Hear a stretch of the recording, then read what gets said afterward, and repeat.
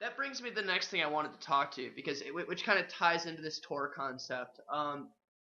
It certainly seems like the final nails in the coffin, or just as the final nails in the coffin, we're going into freestyle. Suddenly, we've come all the way back around, and Slice is cool again. And do you think that? I mean, literally, I mean, like Jackson's the only one that's still even making a new freestyle boats with any frequency. You know, the Jed was a 2011 boat. The Project X is only made in Europe. The Mobius is not in production anymore. Yeah, like you can just go down the list. But then suddenly, 90s boats are being remade, and we're cartwheeling and splatting, and I'm seeing variations that I didn't even know existed and that may or may not be new, or maybe we're rediscovering them. Do you think the progression will happen all over again?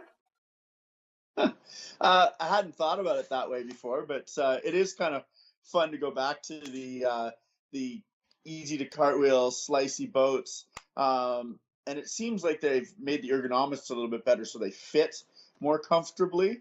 You're shaking, giving me the maybe signal there. Believe me, they fit better than they used to. It's interesting to see, will it progress back to where it was? Well, I think the core of freestyle, when you go to an ICF level, is stronger than it ever has been. And That may be part of the problem. I mean, I watch Hunter Kasich do some of this stuff that's just yeah, superhuman. I mean, yeah. So it it's reminds me hard of to when go. I saw Adam Chappell in 1 year go to trophy moves, and it was hard not to just be like, I quit. Yeah, Like some of these kids are so ridiculous. absolutely. So that core of freestyle is harder to crack into because that level has gotten so high. And designing boats for that, it's our hull designs. We've kind of, I don't want to say we've hit the apex of kind of boat design, because I don't think we have. I think there's plenty of room to design boats and change and move there. Where the biggest developments is going to be building them lighter and stronger.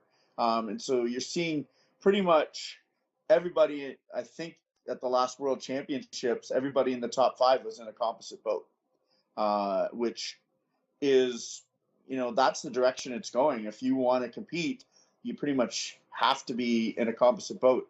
You come out here on a Saturday afternoon in the spring and minibus season, and any of the guys that are going big are in composite boats, and everybody who tries a composite boat, is wowed at Oh how much man, they're better. incredible. I don't know what comparison to make besides like a two-door sedan or four-door sedan to like a Ferrari. I mean, it's radical. Yeah. It's such a Well, difference. like I use the analogy, and I did this to Dane one day. It happened to be just me and him out at a little spot called Push Button, and he weighs 150 pounds, and I weigh close to 200 pounds, and he's paddling a boat that weighs 20-ish pounds, and I'm paddling a boat that's 34, 40 pounds. I'm like, well, you put an 80-pound bags of potatoes in your boat and see if you can get as much pop anymore. And that was kind of my abuse to him. Uh, Which it's which huge is why just I in weight. respect Stephen Wright so much. That dude rips, and he's never been in incredible shape, but he doesn't let that stop him. He just has his technique so dialed. Yeah, him and Clay Wright are the best technicians in freestyle I've ever seen. Right. So Because they're not starting at the start line. They're starting way back there. yeah, They're so competitive and they're so dialed. yeah. Well, Steven making finals at the last Worlds showed how strong of a competitor he truly is. Yeah, for sure. But I wonder if this is a a horse that's been beaten half to death, I think, but I think it's a valid question is more and more of these whitewater parks are getting better and better, and they're getting adjustable, hydro or pneumatic features so they can be dialed in. And if there is going to be a rebirth in technical competitive freestyle, that's where that's going to be, I think. Yeah, you can use the climbing gym analogy on it too. It's Yeah. it's our version of a climbing gym. Indoor, it's making the sport more accessible. There's a ton of barriers to whitewater paddling. Somebody had used the analogy once. You don't have the kind of the posers, which is a terrible term, but it's true, where they buy all the coolest gear and they stand beside the skate park and never spin a wheel, but they think they look cool. Where in kayaking, you can't stand beside the skate park because to get to the skate park you got to paddle there, Right. or But get I on see the what you're saying. If you're at the Boise or the Columbus, one of those parks, you could just drive up and yeah. and hang. I think Yeah, one of my favorite anecdotes like that is when surfing made its first big movie and exploded.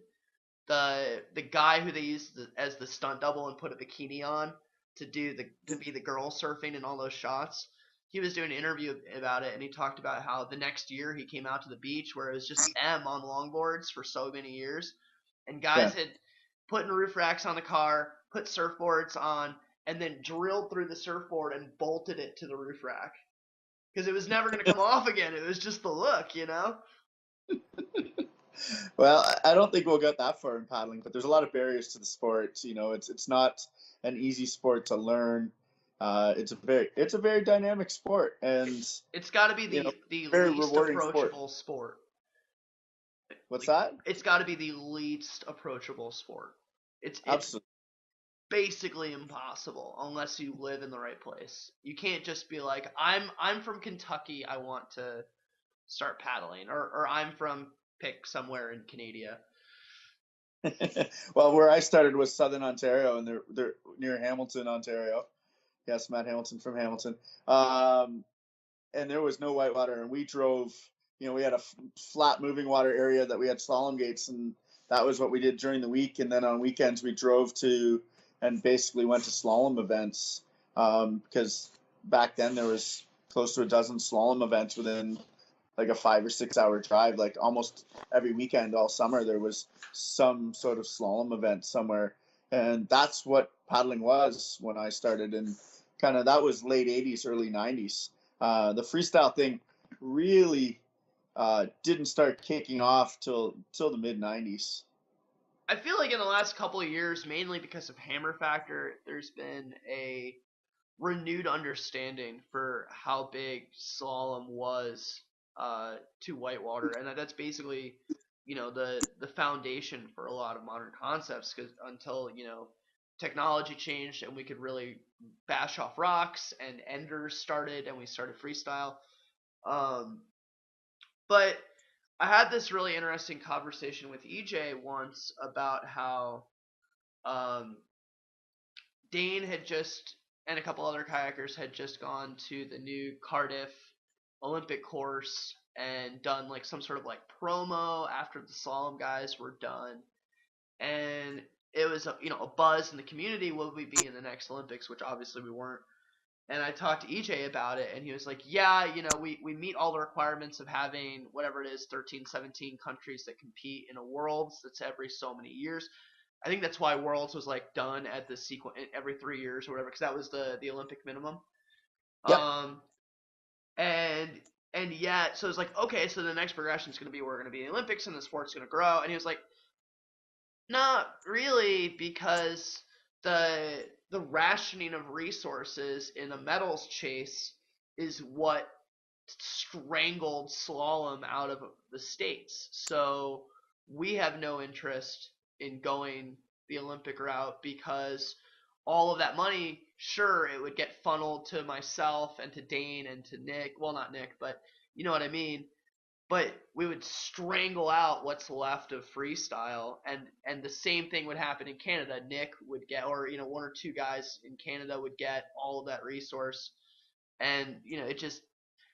But at the same time, I feel like to nobody's fault, they've gotten so good. What's the difference? Because like there's 5 slots per country. We basically know who's going to have 3 or 4 of them before anyone turns a key in a car to go there. And then we have a format at Worlds and most freestyle events that's unwatchable. totally unwatchable. Absolutely. What it's evolved to is some pretty amazing things happening on the water. As for the Olympics, I know a number of people who've pushed to be an Olympic slalom paddlers, and they get there, and all of a sudden you know, they make the national team. They've been on the national team for years. They then have to qualify on the World Cup circuits or at a World Championships, depending what the qualifying events are. They have to qualify in a percentage of the leader as well as in a certain spot on that, and that earns a spot for the country. And then then they would have another competition and this is how I remember it. I may be a little bit off on this. Then they'll have another competition to see who's going to get that country's spot to go to the Olympics. So it's an incredible amount of work. You generally take one spot per country. At the last Olympics, I believe we had a K1 and a C1 spot for Canada, but we didn't qualify any ladies, if I remember correctly, at the last Olympics. Well, I remember So watching some news program that was following one of your leading contenders for the Canadian slalom team, and he effectively lived 8 months of the year in Europe to train on the European courses because he couldn't, just because of weather, be competitive in Canada anyway. So it's kind of like a bastardization of the whole thing.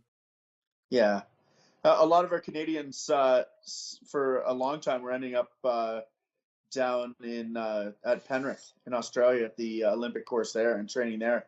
One because it's incredibly warm, and from what I remember when I was going there, the cost compared to Europe was less per se, like cost of living for renting a place and cost of food and eating and travel in Australia seemed to be cheaper than Europe. So Oh, thanks that's interesting. up I there. thought I guess once you're there, it might be cheap, but I know gas and stuff on those islands was brutal. Yeah, getting to Australia was never cheap, but once you're there, the cost of living seemed very similar to the cost of living in North America. Do you see a silver bullet for fixing it? I mean, a number of people have said, "Oh, it's big wave comps." Um, but we have an expression down here which is that secrets don't make friends. And so far, a lot of the big wave comps have been um like, okay, sure, you get into the Grand Prix or you get into the Send Unleashed, but unless you're in this text message group, you don't know where they are. They're just like a roving band. And even when like the Unleashed trick comp was happening at Nile Special, which is a 5-minute paddle, and we were at Harry Lemon, and we spent the whole day there watching it, drinking beer. It still wasn't like that great. Like the edits look amazing, but we still have. So I just don't know if it's something that'll ever, unless we go just like continue the road they're going, go to the biggest, baddest thing, and release the edit in a much longer format than what Send has been doing. If there's a future. Well, freestyle it has it obviously apexed somewhere in the around 2000 2001 is what everybody kind of said, and then kind of tanked 2002, and we're seeing this thing where I personally think it needs to go in two directions. And I use the surfing analogy. You've got Laird Hamilton doing his thing in big wave and kind of led that charge for a while. So you've got that big wave charge, and then Kelly Slater. And I don't even know what they call those types of competitions in surfing, but they're generally on a bit smaller waves. There's more, it's tricks and rides and stuff like that. So you've got two kind of wise. And they found a way to make it a team sport too with his comp. It's like you put out. It's like in baseball where you have a batting order, and Yeah. you got to pick your wave when you're up on bat, and you got to go as big as you can, and then it's the cumulative of like 3 or 5 riders or whatever. Yeah, so I think there's two different branches of freestyle because one can be more kind of grassroots and more attainable by most, and then you have the big wave kind of the Send thing that Dane and Brent, Caleb and Adrian have organized and that style of event. And I think there's room for both in the sport. But I'm thinking that's the 1% of the sport are making it to send. It's an invite only event. There's wild cards you have to apply, and that is the best guys in the world, the top 1% of paddling, and that are going to that event, and that's cool. But there's a lot of people that look at that and go, "That's not ever going to be me," and that's fine. As long as you're getting out on the water, it doesn't matter. So having events for both is still cool. And some of the edits and stuff that's coming out and the athleticism that we're seeing on the Send side is absolutely amazing. But there's still room for those other smaller events that kind of catch everybody else and get more people on the water. And it eventually would feed some of those bigger events, because people who will work their way up through the smaller events and eventually maybe apply and be able to compete with the big dogs in the unleashed style events. I think no matter what in paddling, there's always been a level of progression where a certain percentage of people were like, well, I'm never going to do that. So I don't know. And we need, the whole point of that top 1% of highly sponsored athletes is that they inspire, not that they lead from behind. Absolutely. But I do get what you're saying. The one thing I would poke at with Send is it does seem like you being friends with the organizer, whether it was Grand Prix or Send, is one of the larger parts of you getting a spot. We all want to go paddling with our friends.